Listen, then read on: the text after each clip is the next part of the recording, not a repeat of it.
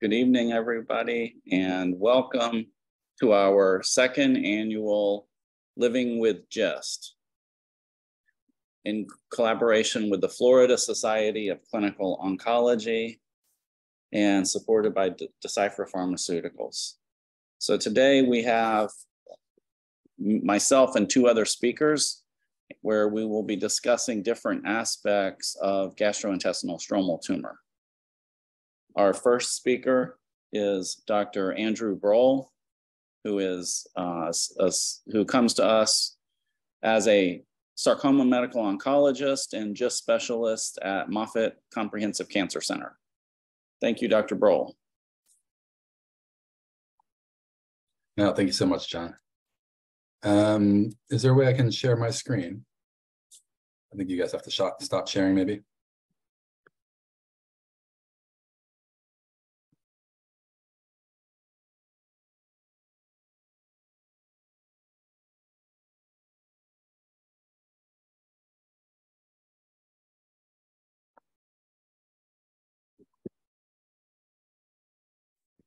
All right, I think it's come up, hopefully. So I'm going to be giving just a brief overview of how we think about GIST from a physician standpoint and what how we go about treating this, and a little bit of a background about the disease. As Dr. Trent mentioned, I'm a medical oncologist at Moffitt Cancer Center, and I specialize in rare cancers, including sarcomas and including GIST. So there's roughly around 5,000 new cases of GIST every year in the United States, although some numbers differ a little bit. You see some numbers in more recent years a bit higher. A GIST is a type of sarcoma that occurs in the digestive tract, so anywhere between the mouth and the anus, but most commonly, as you can see in this figure here, coming in the stomach and the intestine. A fair number of GISTs, almost a third of them, are discovered incidentally. For example, a patient has an endoscopy for some other reason, or has a scan done for some other reason, and it's picked up in for that reason. But the remaining patients, they usually get diagnosed after they have some sort of symptom in their digestive tract, such as bleeding or anemia as a result of a slow bleed, or some sort of pain or fullness from a tumor size itself. Like almost every other cancer we deal with, one of the most important things we first do after we diagnose a patient is try to figure out, well, how bad is it really? And the most important determining factor of whether a cancer is going to be a terminal cancer or a life-threatening cancer is whether it has spread, whether it's metastasized to other areas of the body. For patients who at the time of, and so we almost always do scans at the time of diagnosis to try to help delineate that, whether the patient has an isolated tumor to somewhere in the digestive tract or whether they already have evidence of spread. For patients that do not have evidence of spread, who seem to have an isolated tumor, surgery is generally the mainstay of treatment. And if these tumors are caught early when they're at a low stage, then they can, in many cases, be cured by surgery alone. And it's sort of just a speed bump in the patient's life. However, there are various risk factors that go into whether the tumor is likely to have seeded or not be cured by surgery by the time that it's diagnosed. And there's three main factors that we look at to try to make that determination and give people sort of the odds when we first diagnose somebody with GIST. And so the three things that we look at are the size of the tumor, something called the mitotic index, which is a pathologist's determination of how aggressive it looks underneath the microscope. And then also the location of the GIST seems to matter. And the ones that come in the stomach for various reasons tend to have a less aggressive behavior than some of the ones in the other sites. And this is an important factor these are important determinations in the initial diagnosis, because again, it influences what we think the chances are that a patient will be cured or not cured by just having surgery to remove it. And as you can see, there's some categories listed in the green where the chance of being cured by surgery is quite high. In other words, the chance of it being progressive or reoccurring, the percentage listed is quite low. And those patients we generally opt to treat with surgery alone and then close monitoring. Whereas there's some other categories of patients that, even though we don't see evidence of spread at the baseline when they're first diagnosed, we know they have a very high chance of already have microscopic amounts of disease that have spread and not being cured by surgery. And you can see the percentages listed in red. One thing that's very relevant to the treatment of GIST, particularly when it comes to the type of treatments that Dr. Trent and I administer, chemotherapy-like treatments or targeted therapies or kinase inhibitor therapies, as you might hear us call them, is something that is related to the fundamental biology of these tumors. And these tumors all have or the vast majority of these tumors, I should say, are linked by a very particular genetic factor in that they all have a mutation or the majority of them have a mutation in one of two genes, either KIT or PDGFRA. And these two genes we call them driver genes or driver oncogenes. And when they get mutated, they're kind of like a on signal stuck in the on position, and they cause the tumors to keep growing and keep spreading. And this is relevant because after this was discovered in pharmaceutical development, several drugs have been developed to block this growth signal that's been stuck in the on position. And when they're administered to patients that have GIST, that have one of these mutations, which again is about 95% of patients that have GIST have one of these treatments can be highly effective and much more effective than historically what you would have expected by something that's not targeted, but more like a general chemotherapy. At the present moment, there are 5 drugs that have been FDA approved for the treatment of GIST, starting with imatinib or Gleevec over 20 years ago now. This is one of the first targeted therapies to be approved in oncology, and so GIST is somewhat special in that way. Following that, there's been a series of other drug approvals, although there's with some lag in years between, to now where we have 5 different FDA-approved therapies that are used for the treatment of more advanced cases of GIST, cases where we think surgery is not going to cure the patient alone. And all of these therapies work essentially the same way to block these growth signals that come from one of these 2 genes that I mentioned on the previous slide. Here are some curves that demonstrate one of the original trials published again about 20 years ago with the drug Gleevec or imatinib that showed how much better this drug was as a targeted therapy versus the conventional therapy at the time, which was chemotherapy. And so these were all patients that had advanced cases of GIST that were not able to be cured by surgery and were likely to be a terminal illness. And you could see with chemotherapy, which is the green line, the survival or life expectancy, if you look at the halfway point of the curve, or which we sometimes call the average life expectancy or the median life expectancy, was less than a year, was closer to 6 to 9 months when we only had chemotherapy as an option. And again, this is generally for stage 4 GIST, the more advanced cases. However, when patients were treated with imatinib or Gleevec, it was often able to slow down the disease or halt the progression of the disease for, in some cases, a very long, prolonged period of time. And as you can see, the average survival improved with this one drug from less than a year to multiple years, even for stage 4 disease. This is an example of what we look at when we see a patient that's responding well to a treatment like Gleevec or imatinib.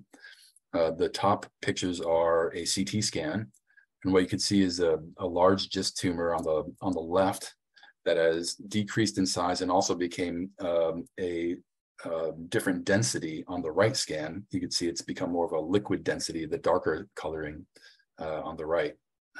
That's the GIST tumor that is, again, compressed in size and is somewhat liquefied. And if you look at this under the microscope, which we sometimes do after we treat patients, we sometimes will have a tumor removed for various reasons.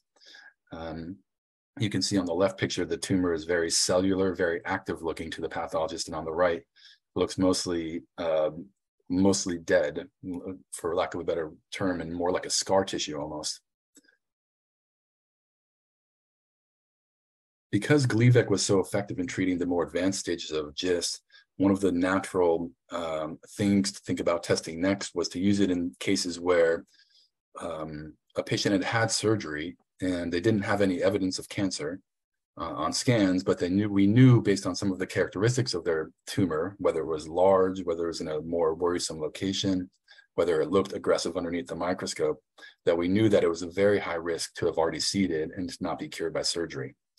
And so using it, and this is being using the treatment in the adjuvant setting or the preventative setting in a scenario that's high risk, but without any evidence of cancer on a scan.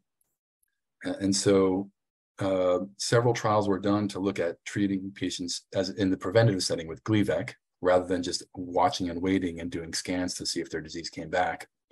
And what these studies showed is that patients who were able to take Gleevec rather than a placebo were at a minimum able to delay the amount of time before their tumors came back and possibly prevented some of the tumors from coming back. You can see the top line, and I don't think the colors came out very well, is the to the legend, but the top line is the patients that were treated with the Gleevec having less events over time, or in other words, more people surviving without their tumors coming back over time. One thing that we learned from that original trial, however, which gave people 1 year of Gleevec, is that after patients stopped treatment after a year, there was a little bit of a delay, but then about a year later, I'm not sure if you could see my pointer, the curve started to decline again and started to approach the other curve. So unfortunately, it seemed to be more of a delay tactic for a year than it was necessarily a preventative tactic for many of these patients. And so a natural thought was, well, maybe we should extend the treatment longer since it's only delaying some of these folks, and perhaps can get more durable delay or perhaps prevention if given for a longer period of time. And so there was another big trial, almost 200 patients each on each approach that were treated with 1 year versus 3 years of therapy. And as you might expect, based on the previous one, the longer the therapy the patients were on, the less likely they were, at least over the subsequent years, going out to 5-6 years, of having their tumors come back. Again, however, even after patients stopped after 3 years of therapy, you can see after a delay of about a year again, there was another dip in the curve, that's the top curve, at about year 4, where patients started to again develop more frequent recurrences, and the curve started to approach each other again, suggesting that the longer the duration of therapy might delay these tumors from regrowing further, but making it less clear whether there was really a prevention or eliminating the risk of the tumors coming back. For this reason, there's a lot of groups that right now that are interested in treating for longer periods of time for the most high-risk patients, for patients that you almost know with an 80-90% certainty that they must have some disease left based on the original characteristics of their tumor. Perhaps those patients should be treated longer, even though we don't have a randomized trial to show that. A lot of people in the field suspect that, and sometimes will recommend treatment for even longer than 3 years, even though by the book, 3 years is the quote unquote standard treatment for a patient that has a high risk GIST that needs to be prevented from coming back with the drug Gleevec. As I mentioned earlier, there's been some additional tyrosine kinase inhibitor drugs that work similar to Gleevec, but work differently enough that that when one drug starts to fail, the additional drugs may still retain some of their activity. The second drug is called Sutent or sunitinib, and here's again similar types of curves showing that the drug helped people to live longer than getting a placebo, as you might expect. And this was after patients had already failed Gleevec, so this was given as a second choice drug. One thing to note here, though, is that the average patient getting Sutent only gained about 6 months of time of preventing the tumors from growing or spreading further, versus a placebo, which was only about a month or two, which is obviously a bit less than what we expect with the first choice drug, Gleevec, which was oftentimes multiple years. And so there's sort of a diminishing returns with subsequent drugs. Similar to that, the third drug that was FDA approved and tested in this way was regorafenib, or Stivarga is the trade name for this. And again, similar to what we saw with Sutent, this drug was able to buy people on average about 6 additional months of holding their tumors off and preventing them from growing and spreading further. And so with each of these subsequent drugs that have been developed over time, patients who have advanced cases of GIST, stage 4 GIST, are living longer and longer as they have additional options to take to sort of combat the growth patterns of their tumors.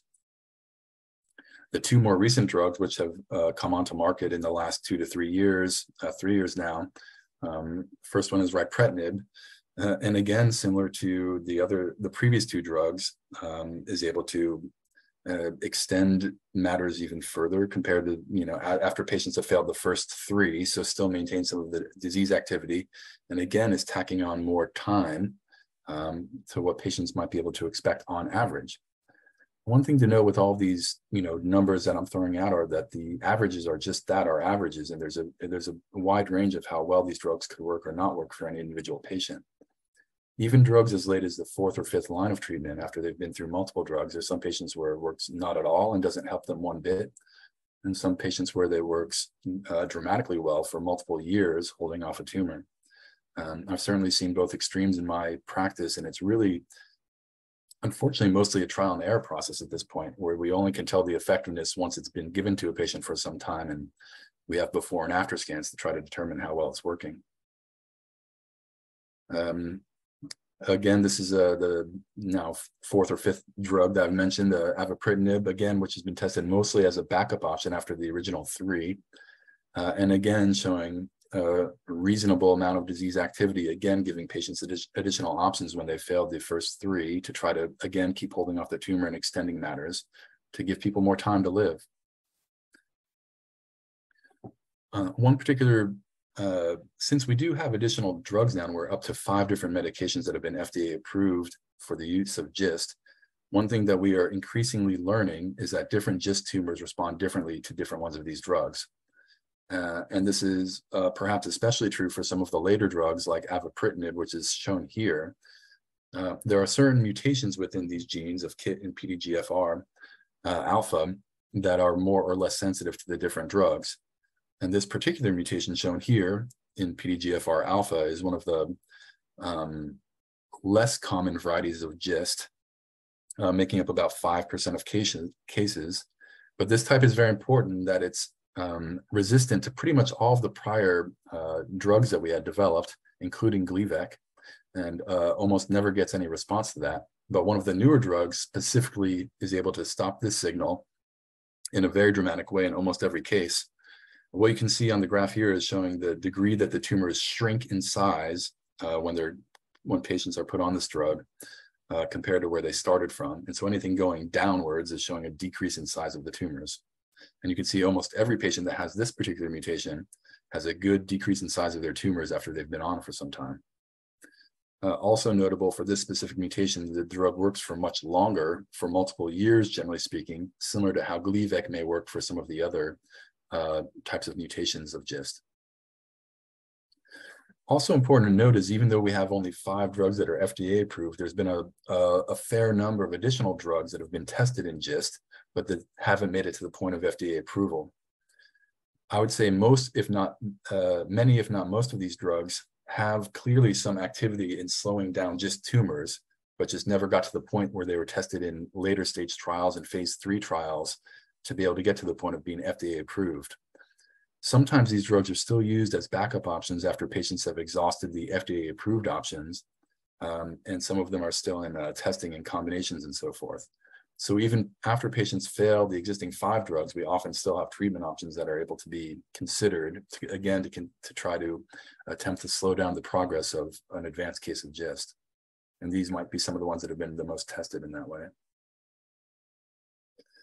One point that I think Dr. Trent will talk more about is that, as I slightly alluded to, we're increasingly trying to be more sophisticated in our selection of treatments for our GIST patients now that we have more treatment options available. And as I mentioned, the specific mutation within a certain GIST patient's tumor can often dictate which of the treatments may be the most successful, and may influence which of the drug treatments we choose, either as a first choice or second choice or further. Some of the examples are listed here. Some of these are less common, but still important. When you start adding up all these less common examples, the total number of GIST patients that have one of these less common examples is increasingly growing. And so many of us who are, GIST specialists now, I think would say it's essential to take molecular testing or genetic testing on a GIST tumor to give us the best chance of choosing the correct therapy that's most likely to work the best. And even when a therapy starts to fail, for example, if Gleevec is used initially and works for several years, but then starts to fail, We're also increasingly learning that it's important to potentially retest somebody's tumors or through the bloodstream, which again, I think is something Dr. Trent may mention, to try to determine what the second best or next best treatment is based on what new mutations have come up over time. Here's just one example of to highlight that, again, there's many rare events, and just because everyone's tumor is different, and some of the mutations overlap, but some don't. And we're just increasing our knowledge base of what mutations respond to which treatments, and people who are in academics and who are just specialists are just continuing to publish their cases and examples of what works and what doesn't, so that we have as big a database as possible to try to determine which of these drugs is the best selection for any individual patient that comes next.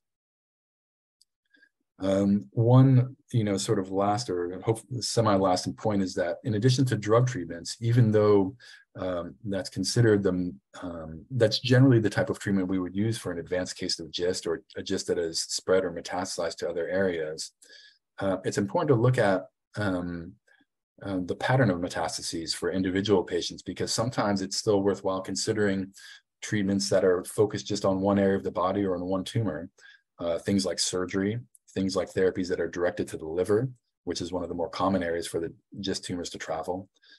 Because sometimes, most of the time, once a tumor is spread to at least one spot, it means that there's other seeds in microscopic amounts out there. And that's why we're often most strongly considering these kinase inhibitors, which treat the whole body and treat anywhere that the disease may be.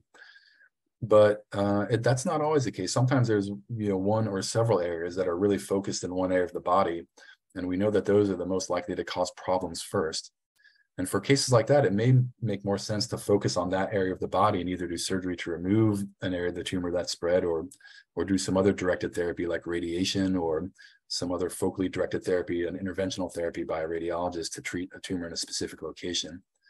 Now, the more locations that are involved, the more tumors that are involved, the less likely you are to want to direct it to your treatment to one or several tumors. But I think that this is an important part of the treatment schema that is very individualized, and is something that's important to be at a center that has sort of multidisciplinary expertise in this disease. Just sort of looking ahead to the future, I would say what I very quickly went over is kind of the current status now. We're up to 5 drugs that are able to effectively treat this. Unfortunately, none of those 5 drugs cure the disease once the disease has gotten to an advanced stage, but they are able to extend people's lives in most cases for multiple years and keep the tumors at bay for multiple years. And so that's at least a dramatic advance from 20 years ago, when the life expectancy was about 6 months for somebody who had stage 4 GIST. However, looking forward, we know that we still need to improve upon what we have now. We know that what we have is not adequate, and because patients are still not cured of this tumor. And so what we have are ongoing trials and ways to try to optimize selection of the currently available therapies. And that's what we are working on at the specialty sarcoma centers and GIST centers in this country. We'd be happy to probably talk more later about that after all the talks if people have specific questions, but I'm certainly encouraged to try to put patients on clinical trials, even if they're not exhausting all existing options, because we're looking at options where, for example, we're adding a second drug to one of the existing ones earlier in the process, or changing the order of therapy based on some genetic factor. And we think some of these things might ultimately improve outcomes and extend people's lives even further from where we have come so far. And so that's it for my brief introduction, and I'll certainly stay on to the end to try to help answer some questions.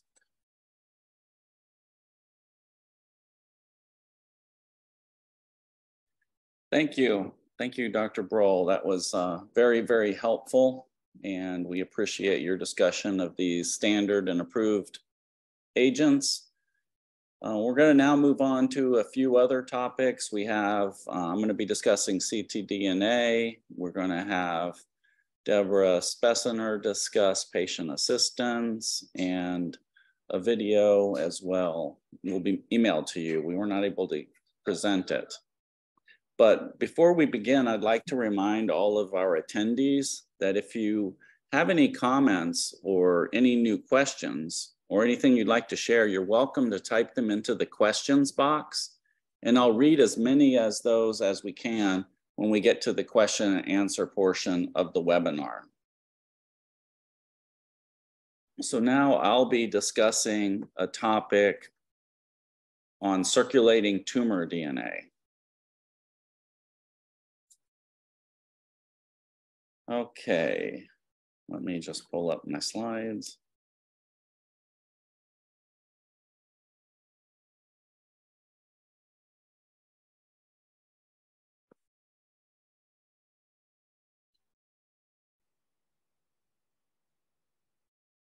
Okay.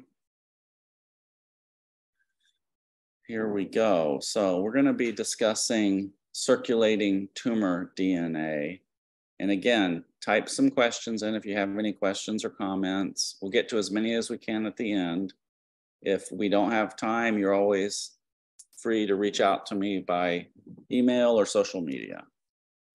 So we'll be discussing circulating tumor DNA, and I would like to give credit for this work to our chief fellow, Dr. Steve Bialik, who is finishing his fellowship in hematology and oncology, and will be joining us as faculty with Dr. D'Amato and Dr. John Zach and myself at Sylvester. He'll be taking care of GIST and other sarcoma patients. We saw some of this information from Dr. Brohl's presentation, and so GIST is really a collection of different cancer types. When we got imatinib approved in 2002, there was GIST, but we had some idea that it was going to evolve in different molecular subclassifications, and in fact, it has evolved into a number of these, and in fact, we used to use the term wild type GIST if there wasn't a KIT mutation, but now we know that that's very, very rare. In fact, we don't use the term wild type GIST anymore because every GIST patient has some type of mutation somewhere. And so we test, we retest, we expand the testing. It could happen, but there's generally some driver somewhere. Most commonly KIT, 70% of patients, exon 11 and 9. PDGF receptor alpha, we just heard about, is another distinct type. SDH deficient is about 10% of GIST patients. And if you look at gastric tumors, it may comprise almost 20% of all gastric GIST. And it's very different because it doesn't have the activating mutations. It's inactivation of the gene. And these patients don't have a standard therapy. So we have two clinical trials, a clinical trial of temozolomide and a clinical trial of regorafenib for our patients with SDH deficient GIST so that we can hopefully find an effective therapy. And although less than 1% of GIST patients, don't forget about RAF mutated GIST. These respond really well to RAF inhibitors. We don't have good treatment for NF1 mutated GIST. IGF-1R was associated with lack of KIT mutation in the past, has not been looked at in a trial. But also less than 1% of GIST patients are TRK inhibited GIST. So NTRK 1, 2, or 3 could have a translocation, not a mutation, but a translocation which could lead to larotrectinib or entrectinib therapy. Importantly, there's second generation TRK inhibitors emerging in clinical trial right now. We're also going to touch on the concept of imatinib resistance. So patients may take imatinib, but at some point in the future, the tumor might start growing again. Well, in that situation, most patients have a resistance mutation.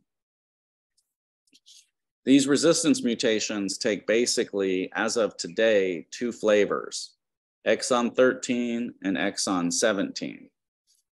I'll get into some of it, but there's emerging data that these resistance mutations could determine subsequent lines of therapy. And this is what I'm talking about in terms of resistance. If you look at this heat map, red is resistant, blue is sensitive, yellow is intermediate. Now, when patients become imatinib resistant, you can see they're all red. All of these mutations can lead to imatinib resistance. However, if that mutation is in exon 13 or 14, the tumor could be sensitive to sunitinib. On the other hand, if the mutation is down towards exon 17 or 18, you'll see it's all red and resistant to sunitinib. On the other hand, agents like regorafenib, nilotinib, ripretinib have less activity and are red at exon 13, but tend to be blue or active at exon 17 and 18. So this, in some ways, is shaping drug development. It's also leading to clinical trials, and it's also helping us manage patients in clinic more optimally. So I'll show you a couple examples. In this yellow circle, there's a patient's GI stromal tumor. You can see it there. It's inside the abdomen. It's showing up bright white almost on PET scan, so it's enhancing, it's metabolically active. And now, after 4 cycles of treatment, which is about 4 months, on regorafenib, this patient had a great response to therapy. The tumor shrank dramatically. And as predicted, the patient had an exon 17 resistance mutation. We know regorafenib and ripretinib work exceptionally well against those mutations.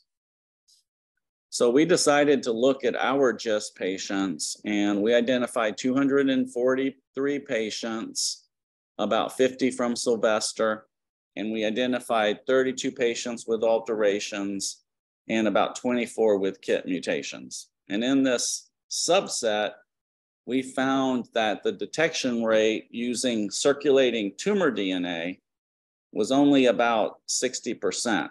So circulating tumor DNA is actually taking a blood test from a patient and then testing for KIT mutations in the blood, DNA that's in the blood. As it turns out, many cancers shed their DNA into the blood. And so we can test the DNA in the blood to identify the primary and resistance mutations. And the patient may not need to have a biopsy or a surgery when we can find these mutations in the blood. It turns out that it's not always detectable. In fact, you really need tumors that have spread to other organs or larger and growing to have a high rate of identifying circulating tumor DNA mutations in the blood. If it's a very, very small tumor, it's very hard to find the mutations. So we looked at our patients in this analysis, and we asked the question, how did the patients do over time? And so we looked at, for instance, this orange-reddish, this red-colored line is progression-free survival. And that's the point in time at which half of the patients have their tumors growing. So if you start doing, when we started doing circulating tumor DNA testing and treating patients based on those results, we found that the median progression-free survival was over 6 months. So that was encouraging to us because many of these patients were third, fourth, had already had 3 or 4 lines of therapy, and we know it's much less in those situations. So let's look at another example. This is a 55-year-old man with metastatic GIST, KIT exon 11 mutation. It has spread to his liver and inside his abdomen. He is treated already in another state with imatinib, sunitinib, regorafenib, pazopanib, nilotinib. He's had all these therapies already in another state. Comes to us for a second opinion.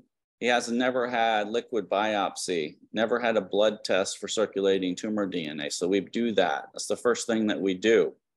We identify KIT, the original mutation, KIT exon 11, but then we also identify this 823 mutation at 823, that's exon 17, suggesting that he could be treated with one of these agents out here to the right. Now he's already had some of them, could be revisited, but could also look at something new. So remember, 823 is exon 17, so he should be resistant to imatinib and sunitinib. However, these other agents could provide some activity. And we saw him before ripretinib was available, before avapritinib was available. So we participated in a patient access study to try ponatinib, which is thought to be effective at exon 17. And so on the far left, you can see the tumors in his liver with the yellow line, that round heterogeneous mass is the tumor in his liver. To the right of it is the primary tumor coming off of his stomach. And that's before ponatinib. And then we treat him with 6 months of ponatinib, and he has a much, much smaller tumor, which continues to shrink after 12 months. And it was just a matter of pairing the right drug with the right mutation. So we collaborated with Cesar Serrano in Barcelona, and we took data from this clinical trial that was mentioned earlier called Voyager. And this was a trial where patients either received avapritinib or regorafenib in third line. We performed circulating tumor DNA on all of the patients, detected it in about 85% of the patients, and found that 75% of the patients, we detected a KIT variant, 5% of PDGFR mutation was detected. And then we looked at how patients did over time. And what we found was that if the patient had an exon 13 resistance mutations, these patients did better when they were treated with regorafenib than avapritinib. Avapritinib doesn't work so well at exon 13. Interestingly, when we looked at the patients without exon 13 resistance, so these are patients that don't have exon 13 mutation, they do better with avapritinib. So those are mostly the exon 17 patients. They do better with avapritinib compared to regorafenib. So we looked again at some of our data at Sylvester, and this time we wanted to discuss and look at the resistance mutations and determine whether there's a differential sensitivity to subsequent inhibitors in our patients here in South Florida. So first we identified that most common mutations were KIT, NF1, PDGFR, and RAF. And then we identified that the most common sites were exon 17, about 2/3 of the patient, and exon 13, about 1/3 of the patients. And then we looked at how patients would do over time based on their mutation. And so when we looked at the group of patients in our study that had KIT exon 13 resistance mutations, if those patients were treated with sunitinib, they remained progression-free for almost 10 months. However, if they were treated with regorafenib, they only did well for about 5 months.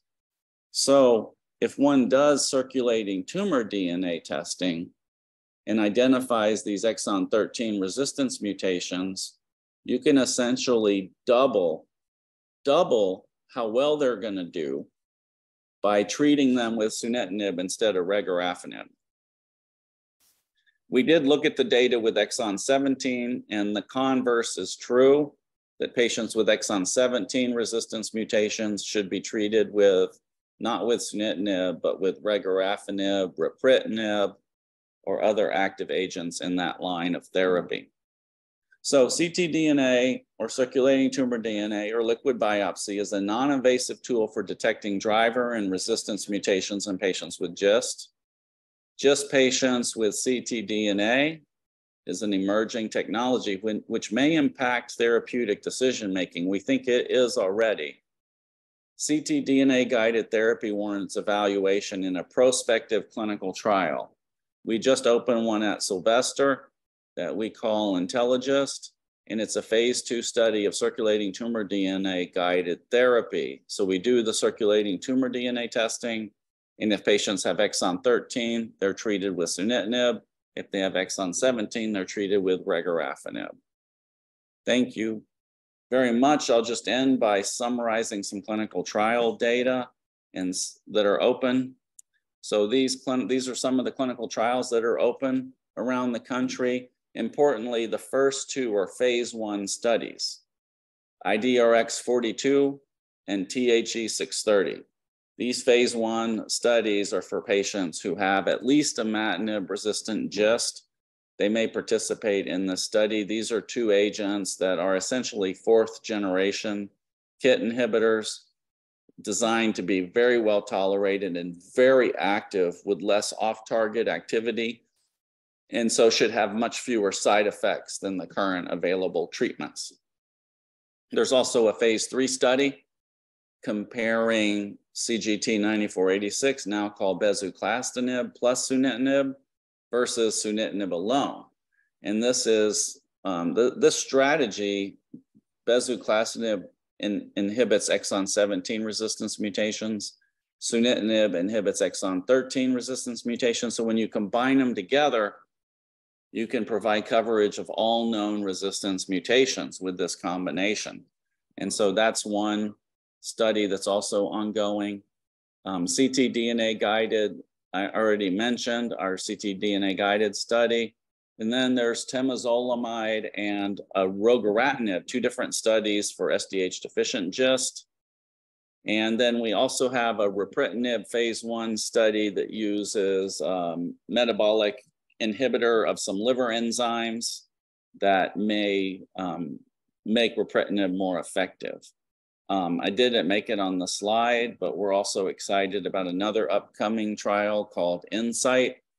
And this trial will really be the first one to treat a molecular subset specifically. So this trial will be for KIT exon 17 or 18 mutated GIST, and patients will get ripretinib versus sunitinib. I'd like to thank the GIST team back at home, and thank you very much.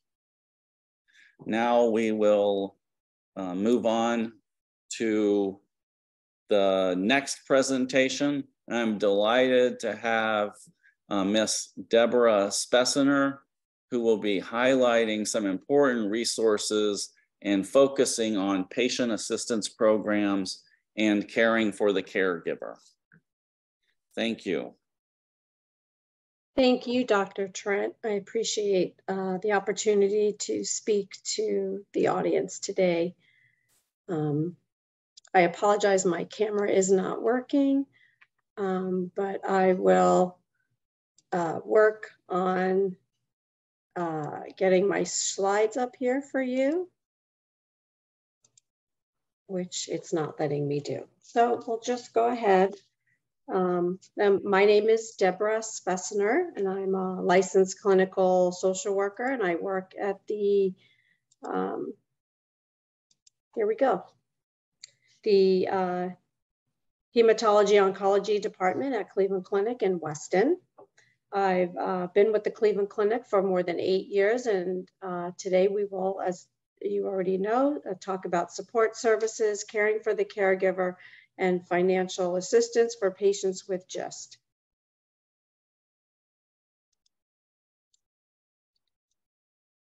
So support services for patients, most major cancer centers have social workers who follow and screen patients for distress and depression at pivotal visits. A pivotal visit can be an initial visit with an oncologist, a radiation oncologist, a surgeon, perhaps a pre-op phone call, or even if you're starting chemotherapy.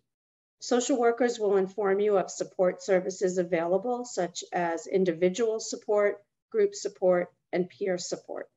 Social workers assist physicians and patients in obtaining durable medical equipment, home health care, and referrals to community resources. If your cancer center does not offer in-house support, it's very important to utilize the community resources such as GIST Together and the American Cancer Society. Today, however, we're going to focus mostly on the caregiver.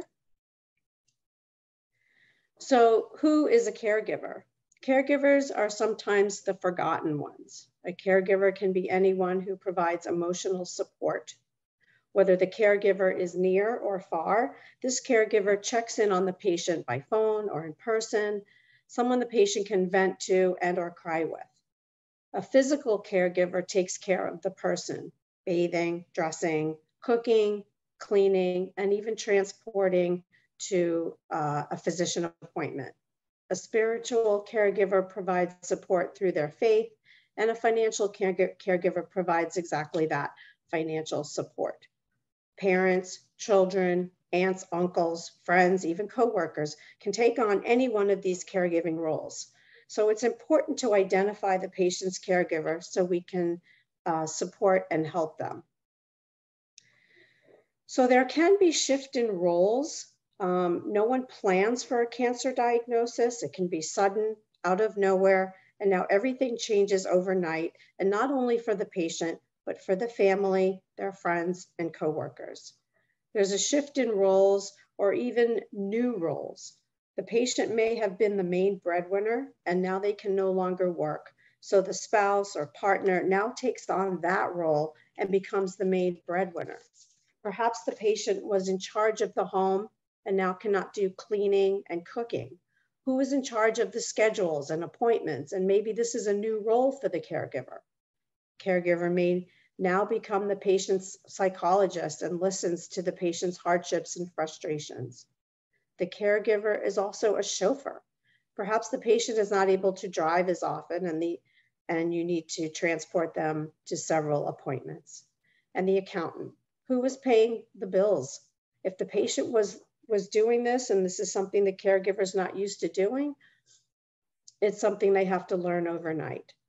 So not only is there shock in finding out about a cancer diagnosis, there are many new roles to learn, and sometimes overnight. So what are some of the things the caregiver may experience? Feelings of helplessness, which in itself is anxiety producing. Watching a loved one who is sick and has pain and not having any control, that is a horrible feeling. Feeling isolated. Their life changed overnight.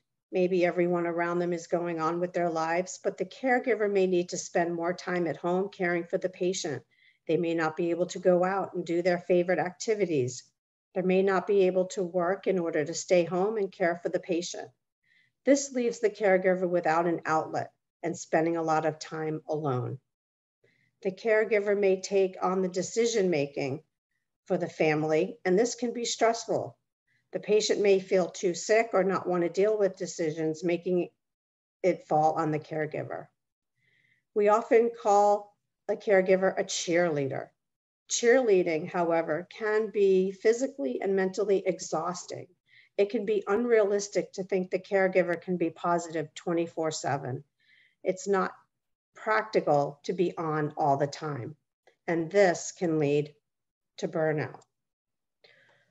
So what are some signs to look out for? Someone who's tired all the time, feeling fatigued. Maybe they're eating poorly, maybe a loss of appetite, or even the opposite of overeating. Overusing substances like tobacco and alcohol. Maybe you see some mood changes. Are they having any angry outbursts, crying for no reason or at random times? Are they sleeping poorly, having trouble falling asleep or staying asleep or sleeping more than usual? Are they losing contact with friends? Are they blaming the person with cancer for the situation? Are they feeling anxious, depressed, sad, or hopeless and ignoring their own health issues, not making time for their own dental, medical, vision, and mental health? The caregiver doesn't take time for themselves as they are too busy being the caregiver. So it's all of our jobs to look out for caregiver burnout. It is often the physician who spots burnout during routine office visits and refers the patient and caregiver to the social worker for support and referrals. The mental health of the patient and caregiver are synergistic. So when one feels good mentally, the other typically will be more positive as well. If the caregiver feels stressed, the patient will pick up on this and become more stressed too. They feed off each other. If the caregiver is overwhelmed and extremely stressed, the caregiver can become sick and will then be unable to care for the patient, which is why it is so important to avoid caregiver burnout.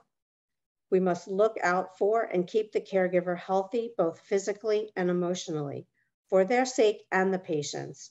It all goes back to the old saying of put your oxygen mask on first. Just like when you're on the airplane and the flight attendant gives you instructions on what to do in an emergency, you put your mask on first so that you don't pass out and are conscious to help others. Caring for the caregiver is the same concept. Caregivers won't be any help to the patient without their oxygen first. We need to make sure the caregiver is okay, is taking care of themselves. Otherwise, they won't be much of a caregiver. So how do you take care of yourself as a caregiver? Be aware. If you're noticing that you're starting to become overwhelmed, take action. Delegate tasks out to friends and family. Oftentimes they want to help and just don't know how. Know you're not alone. There are caregiver peer support groups that can be beneficial. Understand and accept your feelings. It's okay to be sad. Don't feel guilty if you're not. Don't put pressure on yourself to be happy all the time. Remember, you don't have to be that cheerleader all the time. Breathe. So important. As a social worker, I remind caregivers all the time to breathe. I encourage them to work on deep breathing and meditating. Even just taking 3 slow, deep breaths can be calming. It does help, and even if it's only 5 to 10 minutes a day, one step at a time. Caregiving is a marathon, not a sprint. It's a long road, and it's important to pace yourself. Don't overfill your plate. Designate certain tasks per day as to not overwhelm yourself. Keep a list or a small notebook to keep questions and tasks so you don't feel like you have to remember everything. Ask for help. Ask your friends and family and coworkers. As stated before, they want to help, but may not know how or how even to ask. It's okay to give them direct, specific tasks like going to the grocery store and getting milk and bread, or help with a ride to an appointment so you can maybe go to your own appointment. Take time for yourself. Even if it's 20 to 30 minutes a day, schedule it. Add a reminder on your phone. Do whatever brings you joy, whether it's laying down, going for a walk, reading a book. Remember, a happy, well-rested caregiver is a better caregiver. Join a support group. Talk to your peers about your feelings or just go and listen. This is a great resource to help you get ideas for coping. And it's also reminds you that you're not alone. Another way to remember this are the ABCs of caregiving. A, awareness. Be aware of your feelings. Cry if you need to cry. Don't hold it in, let it out and move on. Don't censor your emotions. It's okay to express how you feel, even in front of the patient. Be open and honest. B, for balance. Know your limits. Walk away if you need to. Take a moment, find a quiet place and take some downtime. Connecting, communicate. Get things off your chest. It's important. Try not to be impulsive, however. Pick the right moment and do it in a constructive, non-accusatory way. If you're overwhelmed and need help, communicate that. Stay connected to others. Don't pull away. Connect with loved ones, friends, and always connect with your social worker and ask for help.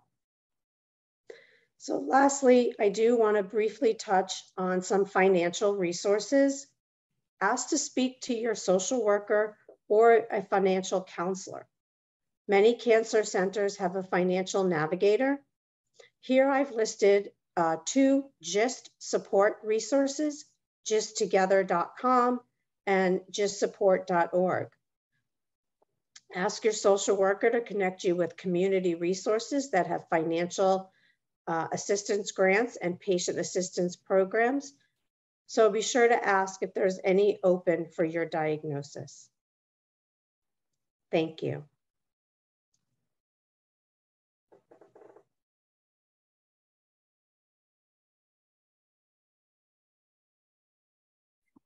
Thank you, Deborah, for the great discussion. Those were some really salient and important things to know about, and appreciate your time and your expertise. We'll now move on to the question and answer portion of the agenda.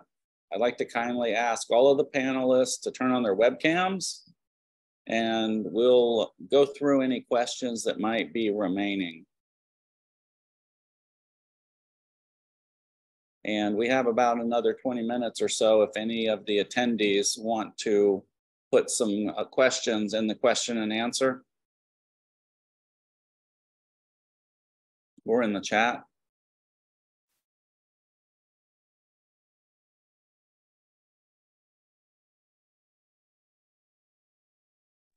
Dr. Trent, if you're able to take a few of those questions in that Q&A chat box and answer some of those live for attendees that can't quite find that feature, Sure. That would be helpful. Thank you so much.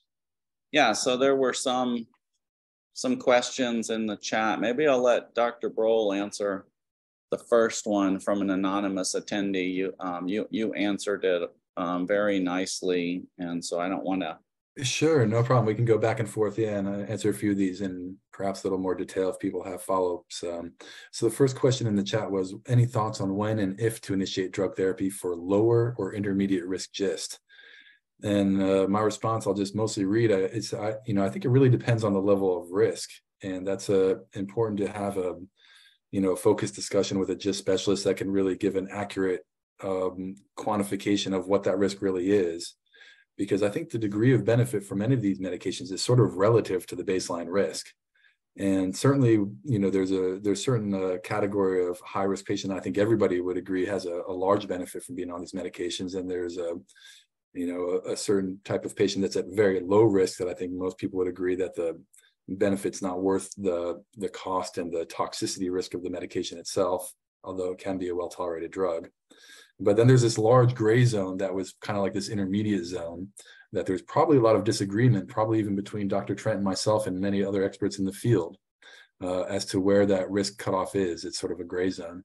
And you also have to factor in other things to this equation. What's the patient's other health factors and age and tolerance for being on medication that has some risks to it. And also the mutational subtypes is important as well. For any patient that's getting treatment after their surgery in the preventative setting, we generally like to start it pretty much as soon as the patient has had adequate surgical healing. We tend to think the sooner the better, when the disease burden, if any, is at its lowest before the tumor potentially could recover if there's anything out there. And so I would say, most commonly we're starting, 1 or 2 months after surgery for most patients that have a sort of a normal healing course, maybe a little longer if there's some surgical complications or something like that. Great. What do you, great answer, great question. What do you think about the use of Tasigna? So that's another question. Tasigna was fairly extensively studied in GIST along with some of these other medications, and it never got to the level of FDA approval. It was found to be inferior to imatinib, in fact. It was found to be inferior to imatinib, but of course, imatinib is an active drug even when it becomes resistant. And so I think like many of these, off-label or not FDA-approved options, there is possibly a role for it in certain cases, and it probably has some degree of activity, although it's pretty modest, and that's why I never got to the degree of approval. I would say anecdotally, I've had, a couple of patients that have had stability on it, and so it is still one option that people can use, and it is one that tends to be fairly well tolerated. So I think the main use of it is where somebody has a lot of tolerance issues for the other drugs, and so maybe they haven't really gotten a lot of the effect of it, and so that's where it might have some activity still. That's what I was going to say, is that I've used Tasigna a few times, and it's usually in the setting where the patient's not tolerating these other agents, and it's pretty well tolerated. So we have treated some patients with it over the years too. Okay. I think there's a couple of new questions, Dr. Trent. Why don't you address one of the ones that we haven't answered in the chat so far? Let's see. Oh, is there some on the? Oh, there's some open ones. A couple open ones that have just come up. Yeah, why don't you go with a couple of those? Okay, an article regarding D842V suggesting localized non-metastatic that imatinib should be considered.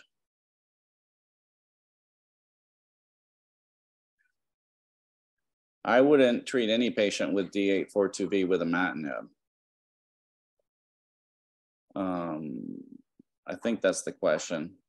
Yeah, I think that is a question. I think I would agree with that as well. You know, avapritinib's not approved in the so I guess the question is about the adjuvant use of avapritinib versus imatinib. Yeah, I wouldn't use imatinib. It's a waste of time. Yeah, and I think it's a little controversial whether to consider avapritinib in the adjuvant setting. It's not been tested in that sense, and I could certainly see people wanting to not do nothing and having an option in that if they have a high risk tumor. Yeah. And so I definitely understand the rationale from the patient perspective of wanting to do something and not nothing if the risk is high enough.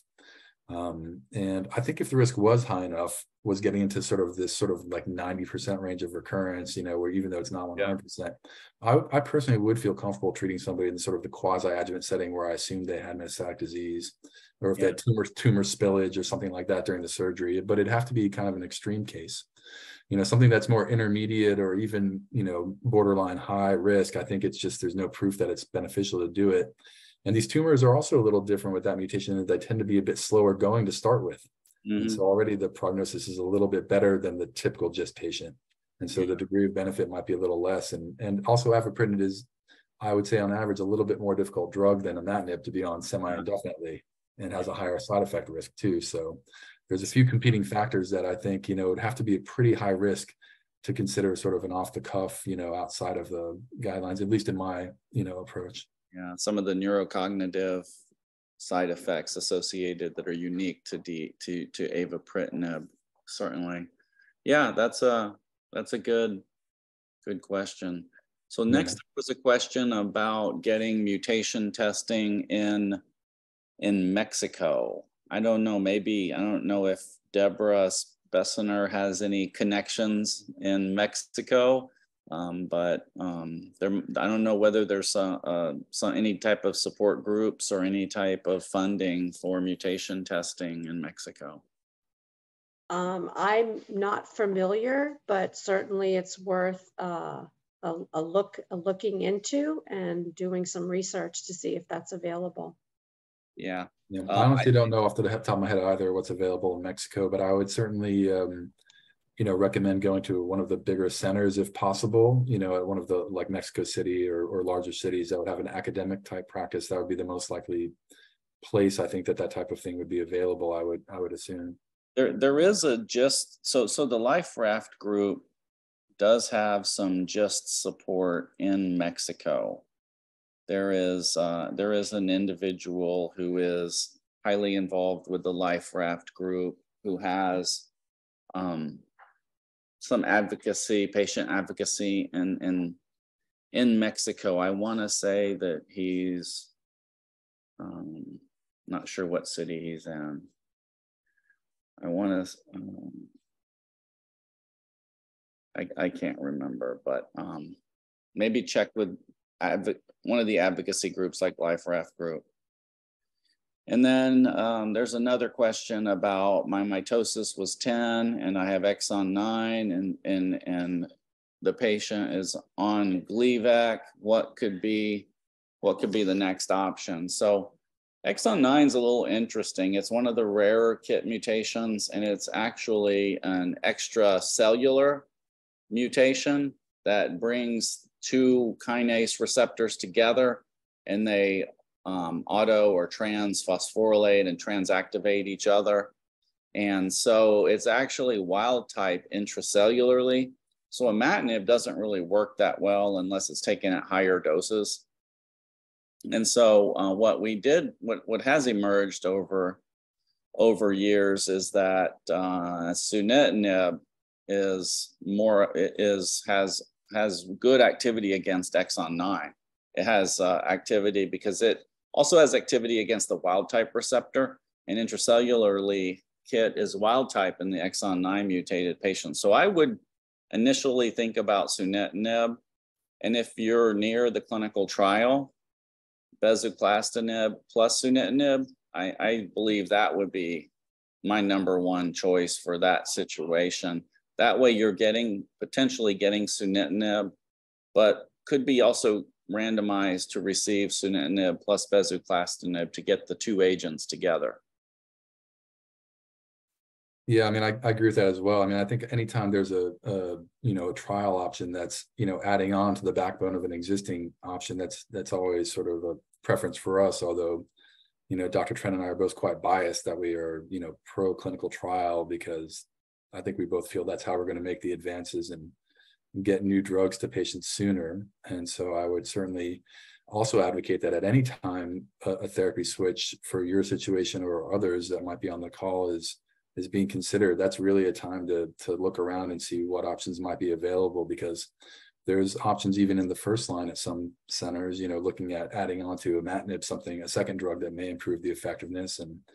And similar to what Dr. Trent described, we have, the second line trial where we're adding a second drug to Sutent to see if it might be more effective, and think that might be a good approach. So I think trial is often #1, when we get to these scenarios, and at least in our minds, but I agree also with Sutent being a possibility as a standard one.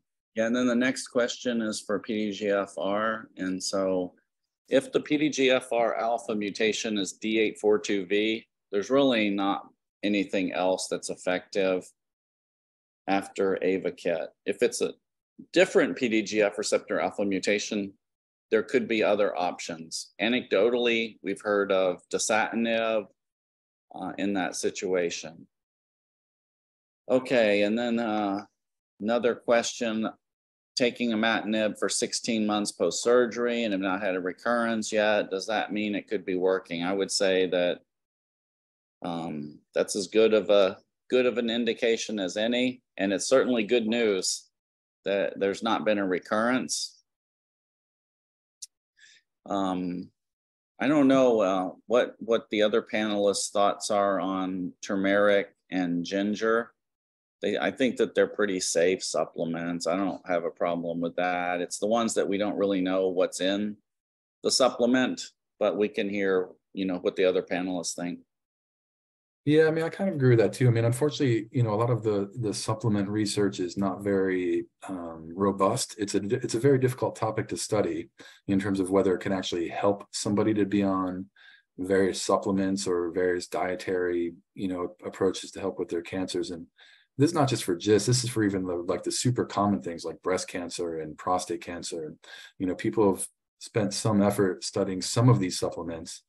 Because it's come up as like, oh, maybe this can be helpful to, my breast cancer to be on this, supplement at high doses. And unfortunately, pretty much every time this has really been tested really more extensively, like on a trial basis, it's tended to come out as a net zero in terms of not really having much benefit or at all, almost like a placebo. Even when it looked very encouraging based on some, retrospective people going back and asking people questions type of thing.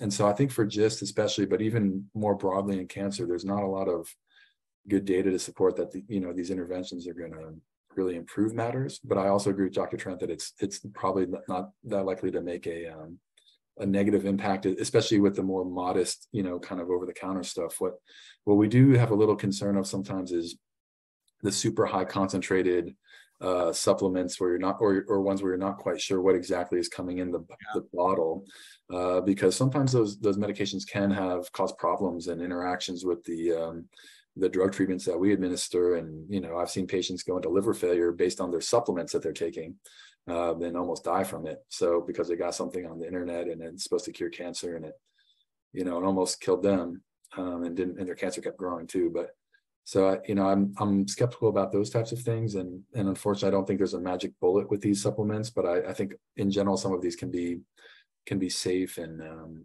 especially in moderation, and some of them can help with just quality of life issues, and ginger, for example, as for nausea related issues, and so I'm generally supportive of it as long as it's not too over the top in moderation.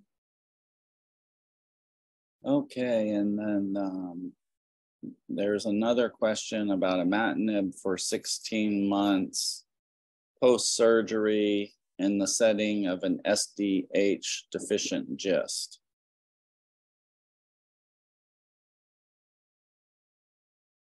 I generally view SDH deficient GIST as primary imatinib resistance. I've never seen a tumor with an SDH deficient GIST that had imatinib shrink the tumor. We generally don't treat with imatinib in the adjuvant setting.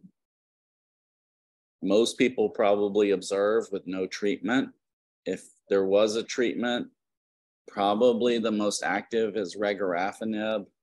We don't know about ripretinib yet with SDH deficient, but even that activity is pretty minor. I don't know what you think. Andy. Yeah, I'm sort of along the same lines. I think if you're sort of a betting man and betting on it and saying you're recurrence free 16 months after surgery on imatinib, the more likely scenario is that you would have been recurrence free even if you were not taking the imatinib, and it's not necessarily because of that. Although of course there's no way to know these things. Anytime you're getting adjuvant treatment, the only way you can never really tell success, you can only tell failure. And so it's a difficult situation, when you're dealing with that degree of uncertainty. But I think, knowing what we know about SDH mutant GIST in the more advanced settings, and even some of the secondary analyses done from the original adjuvant trials for imatinib, it would suggest that it's not very effective for that particular type of GIST. And so it's probably exposing somebody to some degree of risk, even if it's minor from the side effects and so forth, and not really much, if any, benefit. So I generally am not, advocating for that treatment either. Then there was a question about adjuvant imatinib for 3 to 5 years, stopping it, or having surgery only. What's the longest time to recurrence that you have seen or heard of anecdotally?